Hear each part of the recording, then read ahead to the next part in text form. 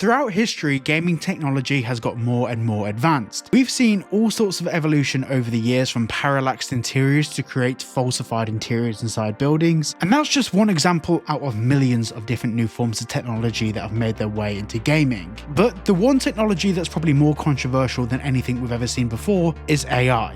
Artificial intelligence. In today's video, I want to talk about how the implementation of AI is bordering on the edge of being problematic, and where we as people, as fans of gaming, should really start drawing the line of what we accept in games. But very quickly, I want to say a brief thank you to today's video sponsor, Into the AM. Now, Into the AM is a clothing company, and whether it's everyday clothing or just chilling at home or whether it's going out, they have the clothing that you need. Now, I've been wearing all of the Into the AM stuff for weeks now. In fact, you may have seen me wearing this very hat for at least the past 2 or 3 weeks. And that's because it's actually better than my own merch hat.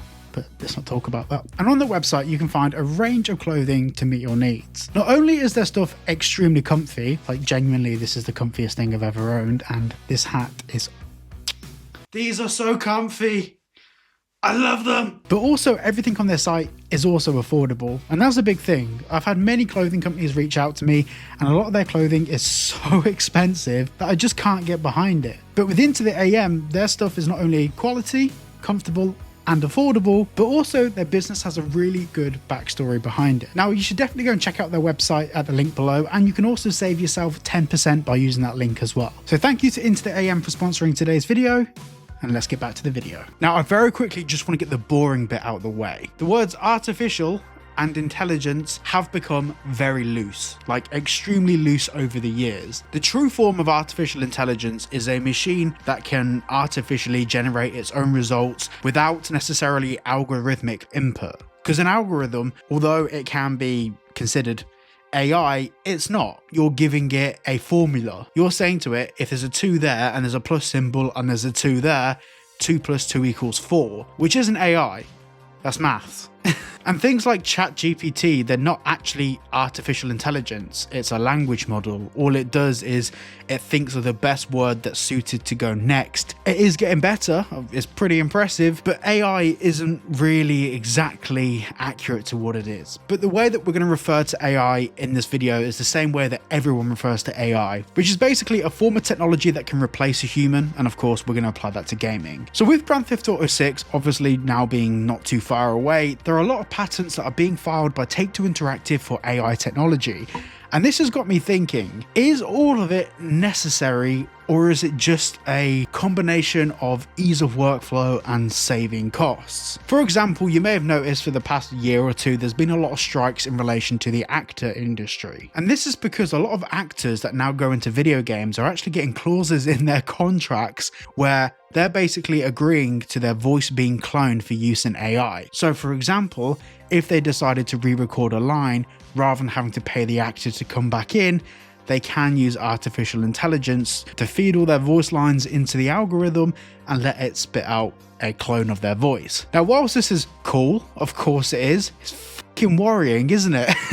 Like, I'd say out of all the careers to get into, maintain, and actually build a lifelong successful career out of, acting's gotta be one of the hardest. Obviously, it could be considered an easier job, but it's not, because getting roles, maintaining a career out of it's just genuinely really difficult. So being in a scenario where basically you can get replaced, but you're not actually just being replaced, someone's stealing your voice and then replacing you with it, that's worrying. Now, the thing with technology, it's always been a battle between employees and new models.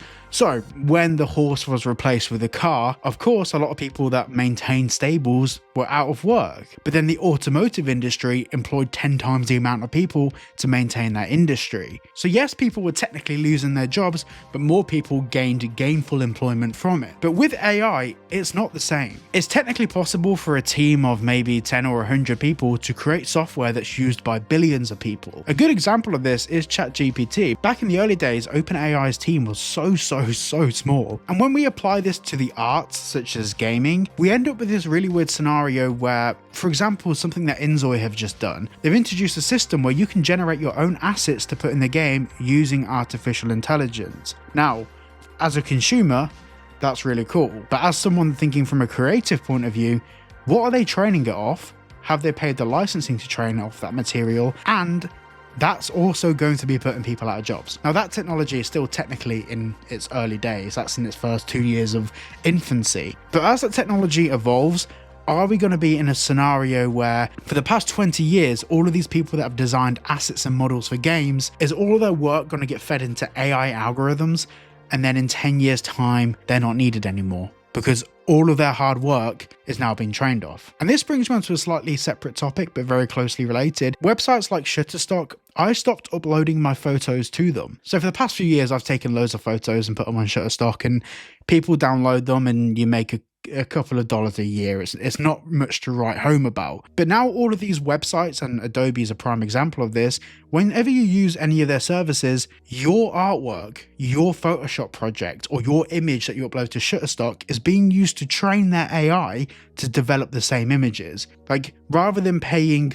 $27 to license an image for commercial purposes, you can use their AI services and have it create something relatively similar. So they are directly using people's artwork to train an AI algorithm to replace them. And it's not 1,000,000% perfect now, but it's very good. And in maybe a year or two, maximum 5 years, it will be fully at the point where it can replace artists. Now, this brings me to a core problem with all of this, and it's a problem that's not going to get easier, and it's definitely a problem that's not going to go away. All of these decisions about whether AI should be used in video games comes down to a point of ethics. Is it ethically okay to do it this way? And the thing is, that all depends on the exact application. There's no way that we can regulate and introduce laws to make it perfectly ethical. For example, if you're a games developer and you use some AI software where basically you build 100 buildings and then you feed it into your own AI, and then it allows you to recreate maybe another 100 buildings using variations of those first 100 buildings, that's cool. And that saves the games developer money and allows them to invest that money into other places. However, if that platform that they're using to generate interiors, buildings, whatever it might be, is actually being fed off material that's publicly available online, that causes a grey area, because you're no longer taking from yourself to feed yourself, you're taking from other people to feed yourself. And this keeps creating more and more issues that I don't see going away anytime soon. If you were replacing one physical product with another physical product that still required people to build, maintain, scale, and manage it, I would find that a lot easier to accept. A good example of a system where I don't really have a problem is if, for example, Rockstar Games stopped employing games developers and instead they started buying assets from online marketplaces. Obviously not going to happen, but just an example, bear with me. If they started doing that, obviously Rockstar would employ less people to build and develop assets. But the storefronts that sell assets would have more people creating and uploading their own assets to it.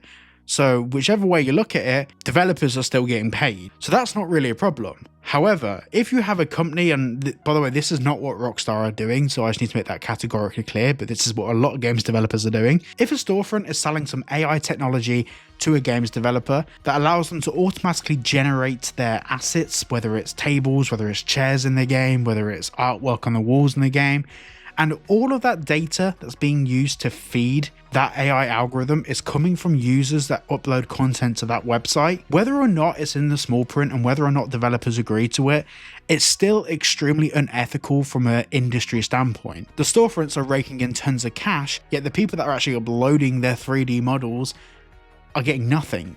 Now, there's only a couple storefronts out there that are doing this, and to be honest, most games developers point blank refuse to get involved in this, and they just buy the assets or they just employ people that build assets. Actually, a good example of this is Helix, who I spoke about before. They found some assets that they really like and then they just hired the guy that made them. And when buying directly from storefronts, you are feeding developers and everyone really wins. But those storefronts that are going down the route of AI generating content from their users that upload their own assets, that's worrying. Then this raises the question of how do we actually go about resolving the situation? Well, when people realized in the Adobe terms of service that when you were using Photoshop was actually using your images to train off AI, people became vocal about it. With the growth of social media, photo editing tools are far more mainstream than games development is.